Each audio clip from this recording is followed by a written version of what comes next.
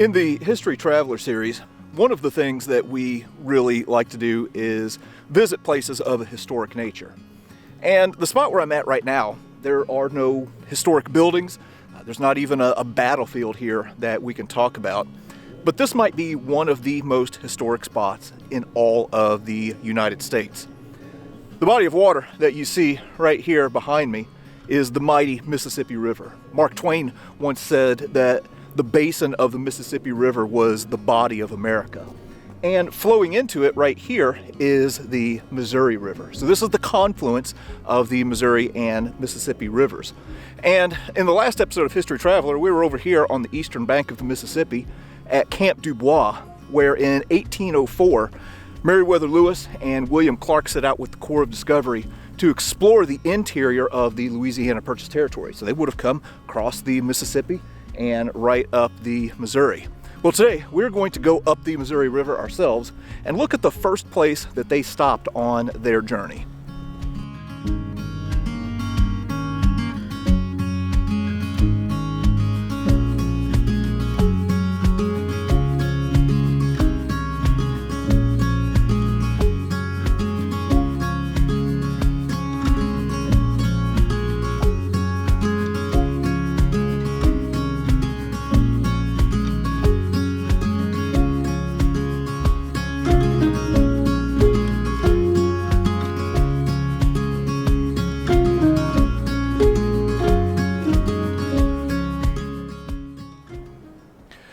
We have moved upstream along the Missouri River, and the spot where we are standing now is overlooking where Lewis and Clark and the Corps of Discovery would have made their first stop on their journey up the Missouri River. And some things that you have to keep in mind with these guys, like they were some kind of tough. Again, there's no motor transport on the keelboat and the two pirogues that they are taking upstream. So they're fighting against the current. On a good day with a strong tailwind, well, they could throw up a sail and maybe go 20 miles in a day. If the wind isn't blowing, well then they've just got to use pure muscle to get upstream, either rowing or using long poles to, hit the bottom and push themselves along. Or if it's too shallow, they would tie ropes to the keelboat and get along the shore and physically pull their boats upstream. We've moved down to the river's edge, and when you're visiting some of these big historic rivers, one of the things that you have to keep in mind is that they've undergone a lot of changes in the past couple hundred years. The river meanders. The Corps of Engineers has done a lot of work, so there are dikes and dams that have been put in that have altered the river a little bit. And just upstream, right over here, there's a tributary that flows into the Missouri River called Coldwater Creek. And when Lewis and Clark would have made their journey up here, so again, they are coming from this direction and they are moving up here.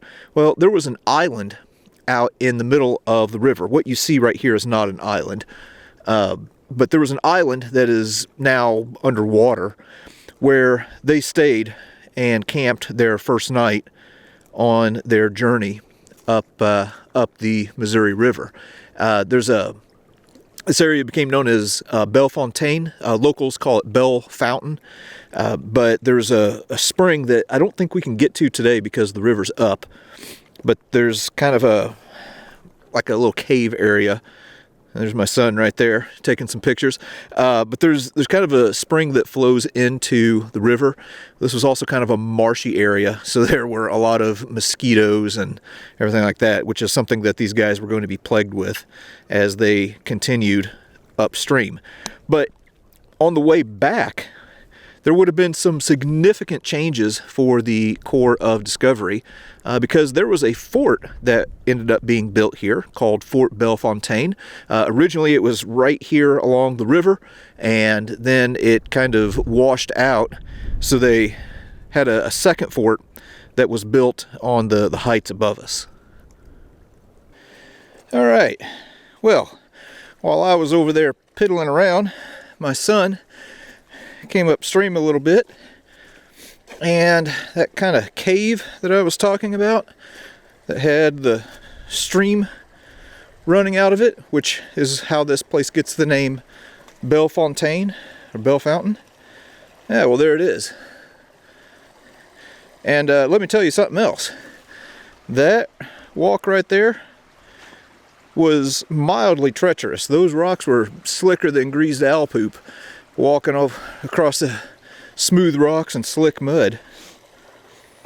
But anyway, yeah, so again, there's going to be a fort that is built right here along the banks of the Missouri, and Fort Belle Fontaine is going to be the very first U.S. military installation to be built west of the Mississippi River.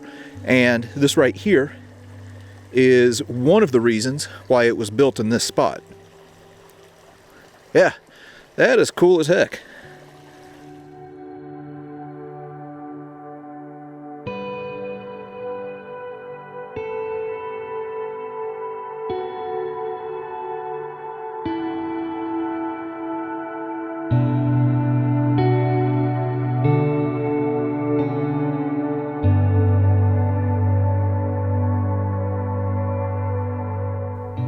We've moved back up to the high ground, and again, after Lewis and Clark passed through here in 1805, the first Fort Belle Fontaine was built right down there by the river, as we mentioned earlier, and this became a very important trading post. There were other explorers going into the west who started off right here, Zebulon Pike being one of them.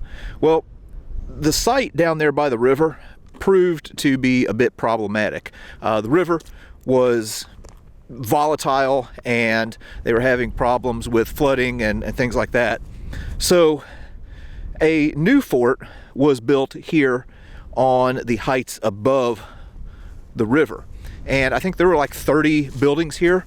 Now there's nothing left of the fort, and it's getting kind of windy up here now. Holy cow. There's nothing left of the original fort. In 1826, this site was abandoned, and they moved the military installations down to Jefferson Barracks. But there is one building here, and it's the one that we are looking at, and it's thought that the stones that were used to build this stone house were made from the original foundation stones of the buildings here on Fort Belle Fontaine. As a matter of fact, right there above this door, you can see where it says Fort Belle Fontaine, 1805 to 1826. But as far as the original fort, that's about it, other than some relics that have been unearthed in some archaeological digs. When you come here to the site of Fort Belle Fontaine, one thing that you'll notice is that there are just these stone structures all over the place, or these old ruins. And that's not part of the original fort. When Fort Belle Fontaine was abandoned in the 1830s, well, the history here didn't stop. As a matter of fact, it extended all the way into the 1930s in the worst years of the Great Depression. There was a WPA project that was initiated here. WPA stood for Works Progress Administration. And these men who were out of work got put to work by the U.S. government building kind of like a resort here along the river. Now here's one of the structures that was built by the WPA that I was talking about. So again, this was supposed to be kind of like a resort area, and we're just going to take a little walk through here. Man, this is cool as heck. Seriously. This is amazing. But yeah, the idea was to have kind of an attraction right here by the river, where in the summer months people could come and relax and escape the heat. And I'll be quite honest, I don't know what happened to it, or why it never quite took off. But I mean, the structures are quite amazing. I mean, I just love the stonework and the architecture here.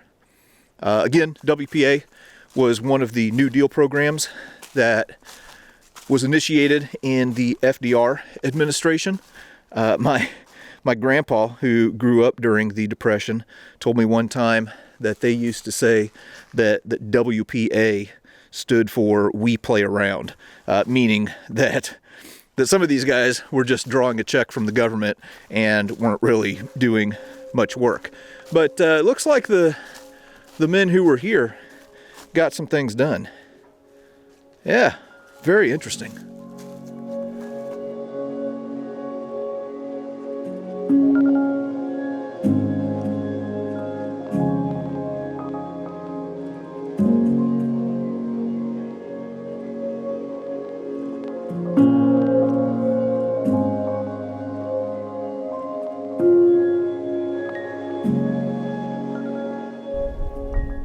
We've moved back over to the spot that is close to where this island was out here, where Lewis and Clark encamped on the first night of their journey.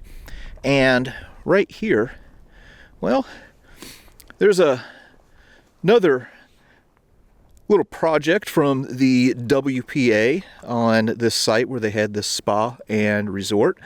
This is called the Grand Staircase, and it is aptly named. This is really magnificent to look at. So this staircase goes up, and then it goes all the way to the top of the hill, and it winds, and there's all kinds of like little pools and things like that. And Eleanor Roosevelt herself came and visited the site when it was completed. She was kind of like the eyes and ears for Franklin Roosevelt during the Depression. Roosevelt was limited with his mobility, so his wife Eleanor would go out and kind of report back to him on the things that she was seeing. But anyway, she came to this site when it was either completed or near completion, and there was a band or orchestra that got up here on the steps and played some music. But yeah, so when you come to this site at Fort Belle Fontaine, you not only get a little bit of frontier history, but a little bit of history of the Great Depression as well.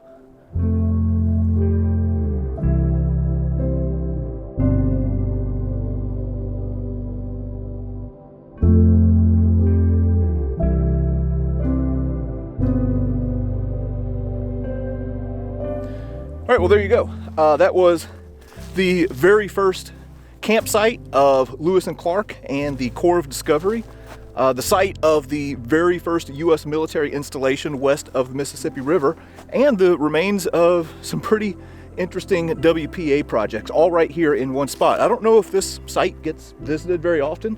My son and I have been the only ones here all day, probably because it's freezing cold and nobody's crazy enough to get out here right now. But if you are ever in the St. Louis area, definitely come to this place. Very, very interesting. And there's some geese.